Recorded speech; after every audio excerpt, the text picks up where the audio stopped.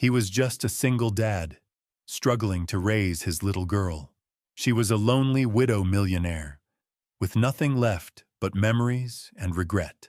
When their worlds collided, she whispered a last wish no one saw coming, and what he chose to do next left everyone in shock.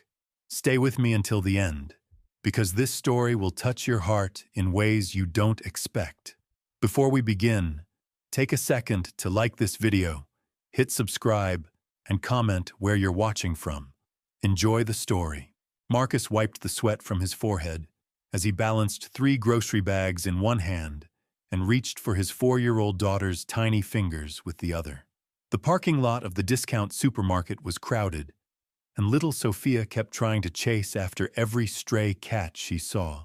At 26, Marcus looked older than his years. The lines around his eyes told the story of sleepless nights, double shifts, and the constant worry that came with raising a child alone. 2 years ago, his world had crumbled when his wife Emma died in a car accident. She had been coming home from her night shift at the diner when a drunk driver ran a red light. In one terrible moment, Marcus went from being half of a happy couple to a single father with no idea how to braid hair or explain why mommy wasn't coming home anymore. The insurance money had run out months ago, and his job at the construction site barely covered rent, groceries, and daycare. But Marcus never let Sophia see him struggle. When she asked for the expensive cereal with the cartoon character on the box, he found a way. When her shoes got too small, he worked overtime to buy new ones. When she cried for her mother in the middle of the night, he held her until the tears stopped, even though his own heart was breaking. That Tuesday morning started like any other. Marcus dropped Sophia off at the community daycare center run by Mrs. Peterson, a kind woman who charged half the price of the fancy places because she understood what it meant to struggle. Sophia ran to join the other children, her backpack bouncing as she moved. Marcus watched her through the window for a moment, making sure she was settled before heading to work. The construction site was across town, and Marcus usually took the bus to save gas money. But that morning, the bus was running late, and he couldn't afford to be tardy again. His supervisor had already given him 2 warnings about punctuality, and a third would mean losing his job. So Marcus made a decision that would change everything. He decided to walk through the wealthy neighborhood as a shortcut to the job site.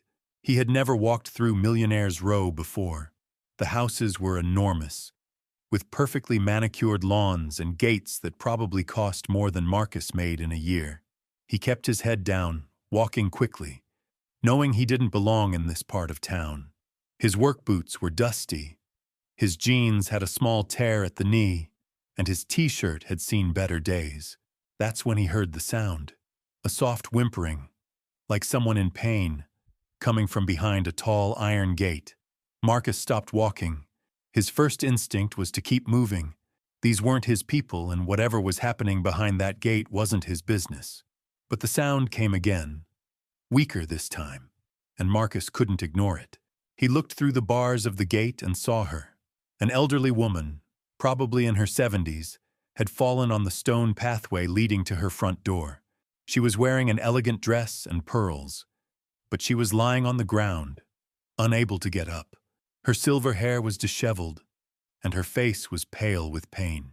Marcus didn't think twice. He climbed over the gate, his construction skills making the task easier than it looked. He landed softly on the other side and rushed to the woman's side. "Ma'am, are you okay?" he asked, kneeling beside her. "Can you hear me?" The woman opened her eyes slowly. They were a striking blue, the kind that must have been devastating when she was younger. She looked at Marcus with a mixture of surprise and confusion.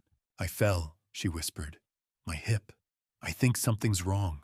Marcus gently examined her without moving her too much. He had taken a first aid course when Sophia was born, wanting to be prepared for any emergency. The woman's hip looked injured, and she was clearly in significant pain. "We need to get you to a hospital," he said. "I'm going to call an ambulance."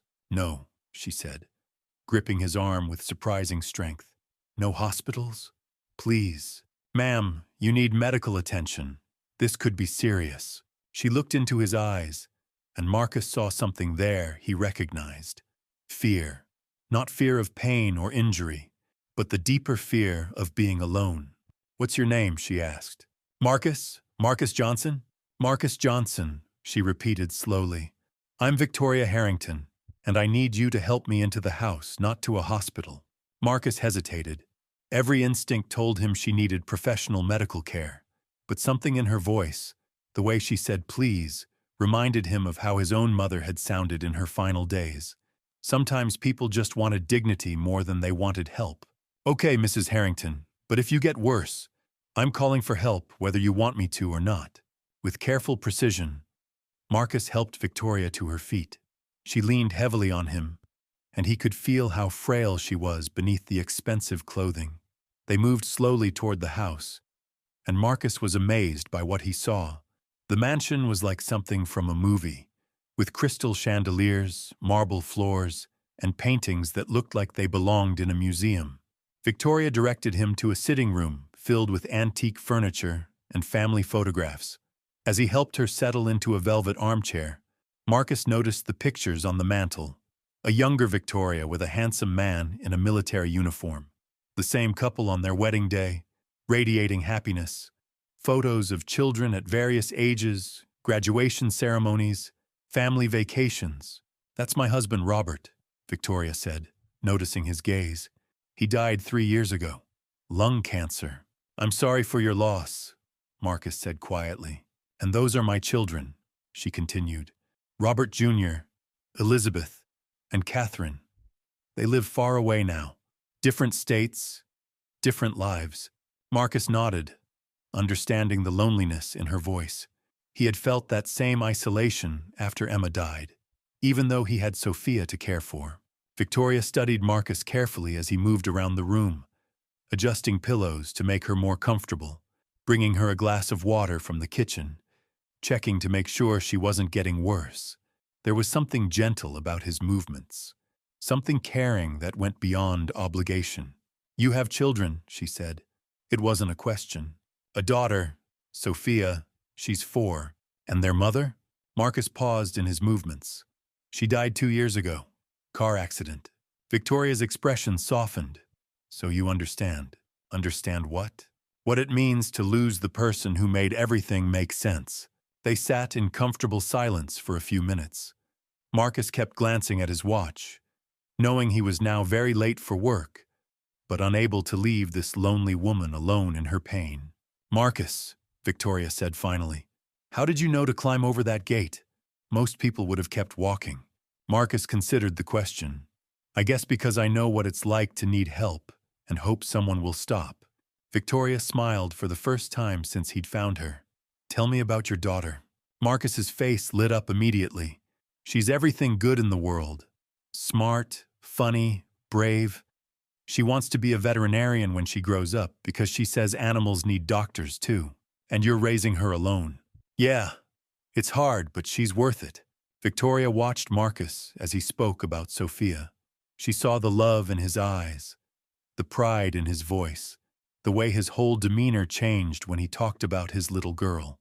In that moment, Victoria made a decision that would change both of their lives forever. "Marcus," she said slowly, "I need to tell you something important." Marcus leaned forward, sensing the weight in Victoria's words. The afternoon light filtered through the tall windows, casting long shadows across the marble floor. He had already been late for work for over an hour, but something about this moment felt more important than any paycheck. Victoria took a shaky breath, her fingers trembling as she reached for a small silver box on the side table. Inside were old photographs, letters tied with ribbon, and what looked like legal documents. "Marcus," she began, her voice barely above a whisper. "I'm dying." The words hung in the air between them. Marcus felt his chest tighten, the same way it had when the doctor had first explained Emma's injuries were too severe. "Ma'am, you just fell.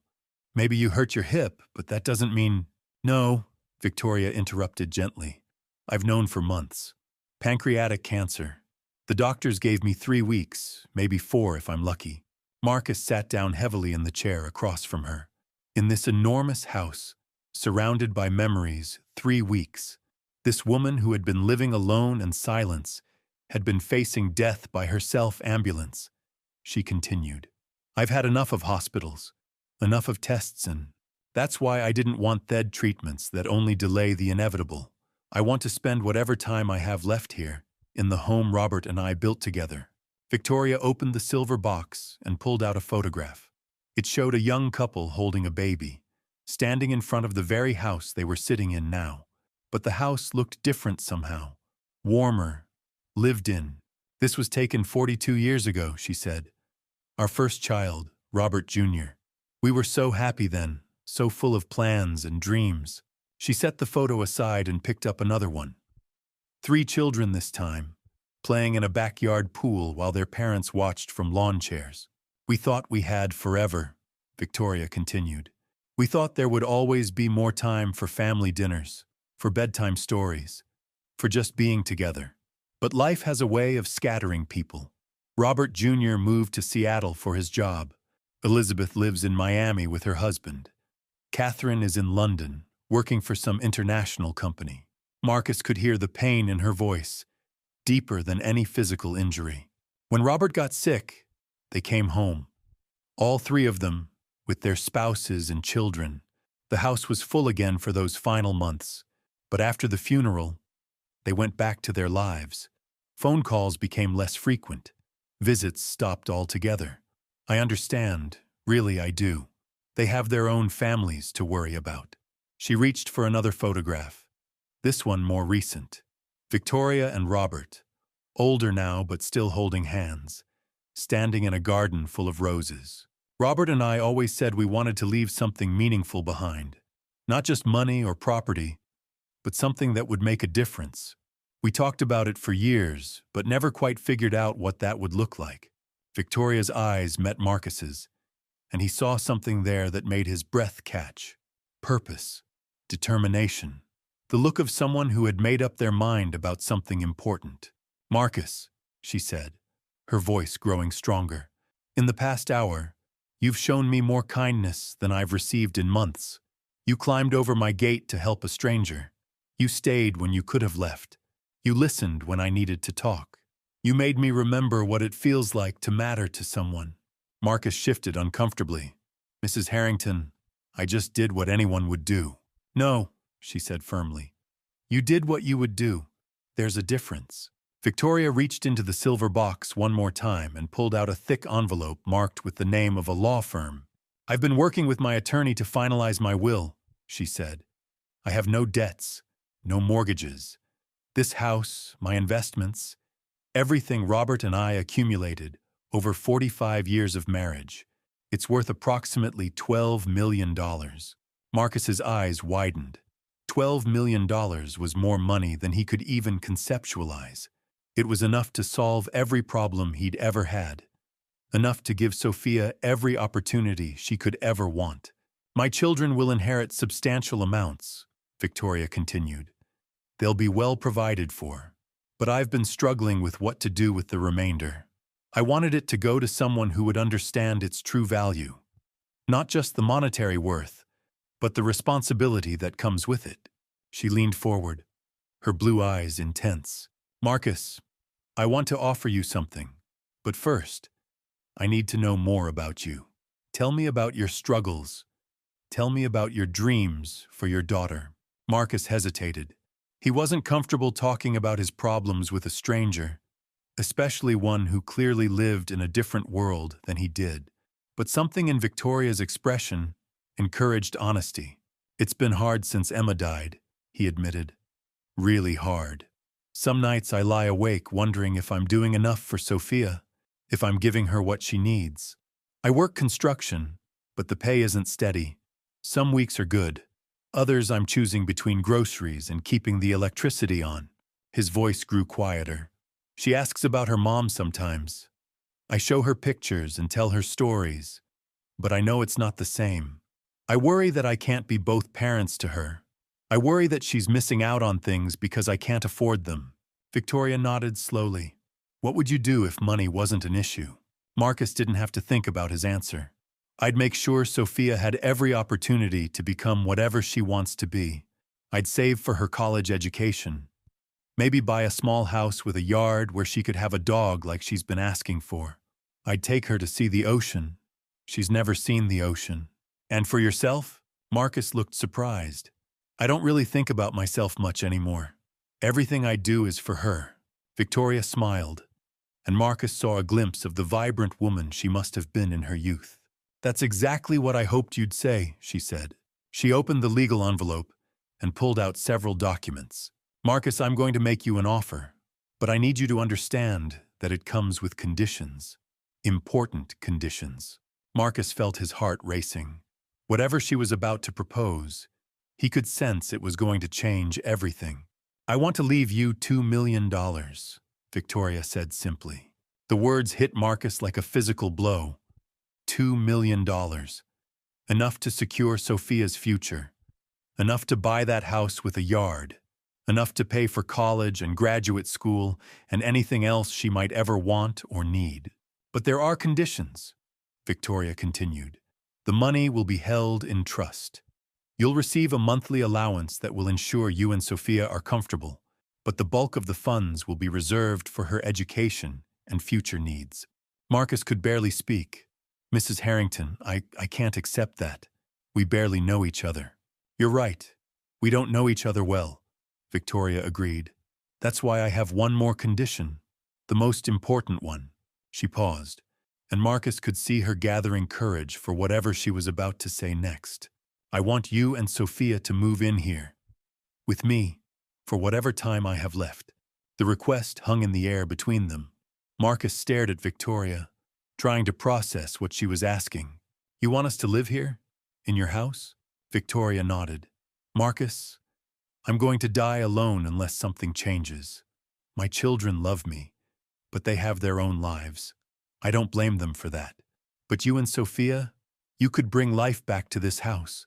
I could help take care of her while you work. I could read her bedtime stories and teach her things I never got to teach my grandchildren. And when the time comes, I won't have to face the end by myself. Marcus felt overwhelmed. The offer was beyond generous, beyond anything he could have imagined. But it was also complicated. Living with a dying stranger, allowing Sophia to form an attachment to someone who would soon be gone. I know it's a lot to consider, Victoria said gently. And I know it's asking a great deal of you and your daughter. But Marcus, I've lived a long life, and I've learned that the most meaningful moments happen when people who need each other find each other. She reached for his hand, her fingers cold but steady. You need financial security for your daughter. I need to feel like my life has mattered. Maybe we can help each other. Marcus looked around the elegant room, imagining Sophia running through these halls, playing in the garden, curled up with Victoria listening to stories. It was a beautiful picture, but it was also temporary. Everything was temporary. What happens when you're gone? He asked quietly. What happens to Sophia then? She'll have lost another person she cares about. Victoria's expression grew thoughtful. That's a fair concern. But Marcus, isn't it better to have love, even temporarily, than to never have it at all?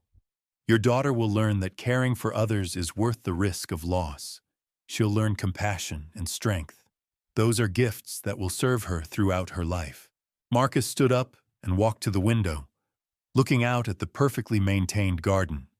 Somewhere across town, Sophia was probably napping at daycare, unaware that her entire future might be about to change. Marcus turned back to Victoria, his mind racing with possibilities and fears. The weight of her offer pressed down on him like nothing he'd ever experienced. $2 million. A home for Sophia. A chance to give his daughter everything he'd dreamed of but never thought possible. But there was something else in Victoria's eyes. Something that made him pause. A desperation that went deeper than loneliness. Deeper than fear of dying alone. Mrs. Harrington, he said slowly, sitting back down across from her. Can I ask you something? Of course. Why me? I mean, really, why me? You could hire caregivers, companions, anyone you wanted. Why ask a stranger to uproot his life and move in with you? Victoria was quiet for a long moment. her fingers tracing the edge of the photograph of her and Robert. When she finally spoke, her voice was barely audible. "Because you remind me of him, of Robert when he was young." She picked up another photo from the silver box, this one showing a young man in work clothes, his face dirty but smiling, standing next to a half-built house. "Robert wasn't born wealthy," she continued. "When I met him, he was working construction just like you. He had calloused hands and dreams bigger than his bank account. My father hated him, said I was throwing my life away on a man who would never amount to anything." Victoria's eyes grew distant, lost in memory. "But Robert had something my father's rich friends didn't have. He had heart. He worked 16-hour days to build our first house with his own hands. He sang lullabies to our babies even when he was exhausted. He never missed a school play or a soccer game, no matter how busy he was." She looked at Marcus with tears in her eyes. "When you climbed over that gate today, when you stayed to help me instead of worrying about being late for work, you showed me the same heart Robert had, the same goodness." Marcus felt his throat tighten.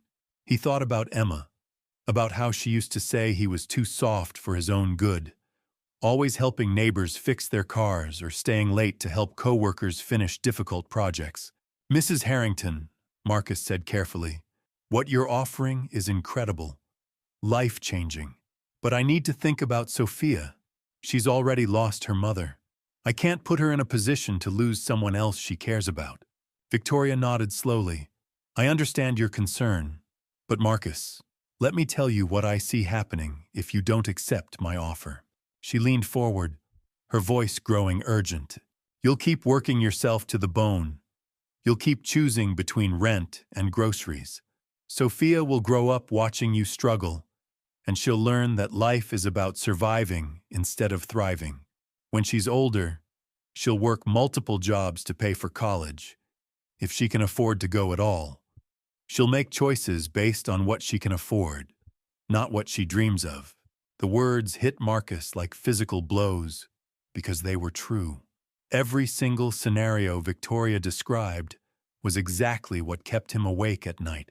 "But if you accept my offer," Victoria continued, "Sophia will grow up knowing that sometimes angels appear in unexpected forms. She'll learn that taking calculated risks can change everything. She'll have opportunities you never had. She'll go to the best schools, travel the world, become whatever she wants to become." Victoria reached for a tissue, dabbing at her eyes. "And for the next few weeks, she'll have a grandmother figure who will love her completely. Yes, she'll experience loss again, but she'll also experience the joy of being cherished by someone who has nothing left to give except love." Marcus stood up and began pacing the room. Everything Victoria said made sense, but the risk felt enormous. What if Sophia became attached and then devastated when Victoria died? What if the arrangement didn't work out? What if he was making a mistake that would haunt them both? "There's something else," Victoria said quietly. "Something I haven't told you yet." Marcus stopped pacing and looked at her. "The doctors say I have 3 to 4 weeks.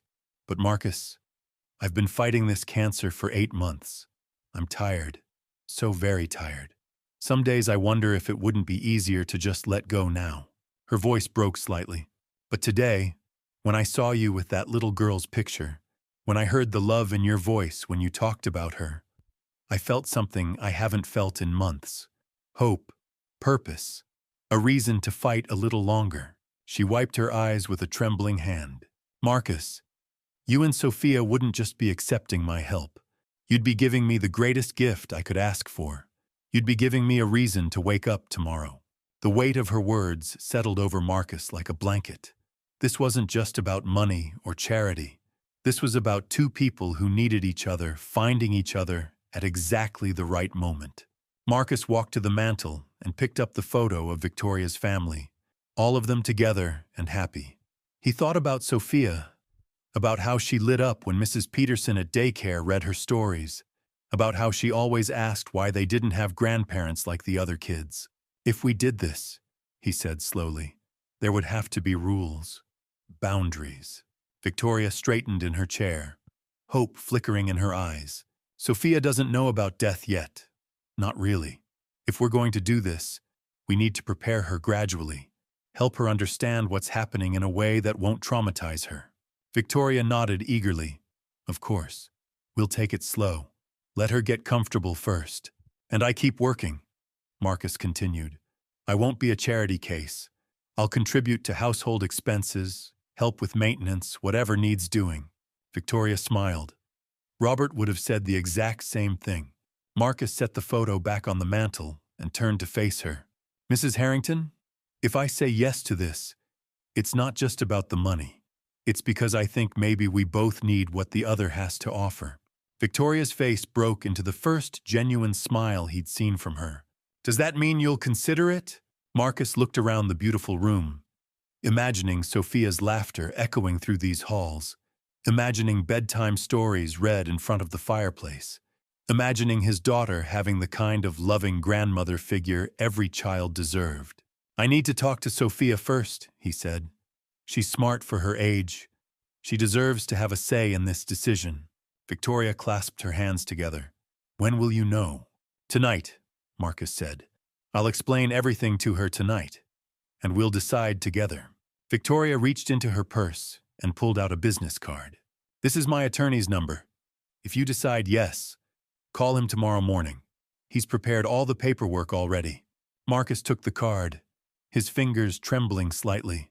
How did you know I'd even consider it? Victoria's eyes twinkled with something that might have been mischief. Because 47 years ago, a young construction worker took a leap of faith on a rich girl whose father thought he wasn't good enough for her. It worked out pretty well for both of us. Marcus couldn't help but smile. You really think this could work? Marcus, she said, standing up carefully and walking to him. I think sometimes the universe puts exactly the right people in exactly the right place at exactly the right time. Today, when you climbed over that gate, you didn't just save me from lying on that path. You saved me from giving up entirely. She placed a gentle hand on his arm. Now go home to your daughter. Tell her about the lonely lady who would very much like to be her friend. And Marcus? Yes, ma'am? Whatever you decide, thank you for today. Thank you for reminding me what kindness looks like. Marcus nodded, emotion thick in his throat. He walked toward the door, then turned back. Mrs. Harrington, would it be okay if I brought Sophia by tomorrow afternoon? Just to meet you before we make any final decisions. Victoria's face lit up like Christmas morning. I would love nothing more. As Marcus walked back through the wealthy neighborhood toward the bus stop, his mind raced with everything that had just happened. In the span of 2 hours, his entire world had shifted. The business card in his pocket felt like it weighed 1,000 pounds. He thought about Sophia, probably just waking up from her nap at daycare, wondering where Daddy was. How do you explain to a 4-year-old that a stranger wants to change their lives forever? How do you help a child understand concepts like mortality and legacy and the complicated ways people can need each other? But as Marcus climbed onto the bus that would take him back to his regular life, he realized something important. For the first time in 2 years, he wasn't worried about tomorrow.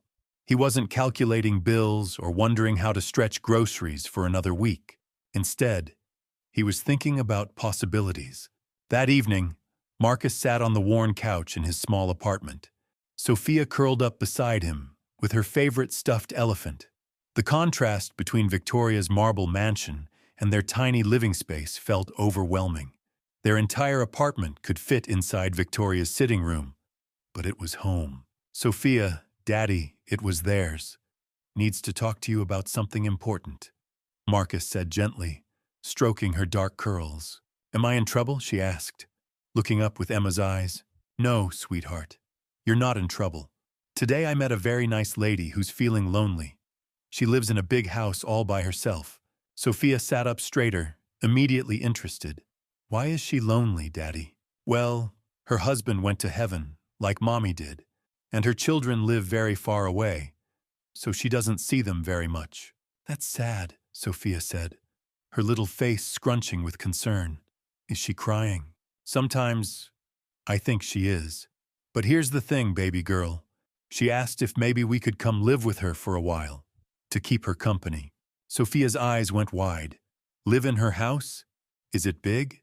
Very big. It has a garden and lots of rooms and even a library full of books. Can I bring elephant?